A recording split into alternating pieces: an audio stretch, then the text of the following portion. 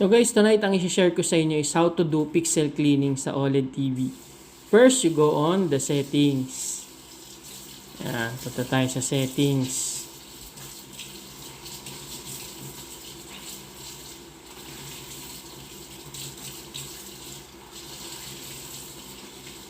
After ng settings, punta ka lang sa general. After ng general, click mo yung panel care.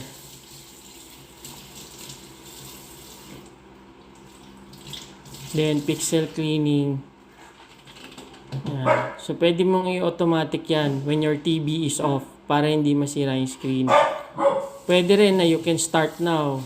It will take 10 minutes. So ganyan lang siya kasimple guys. Para kailangan naalagaan yung TV.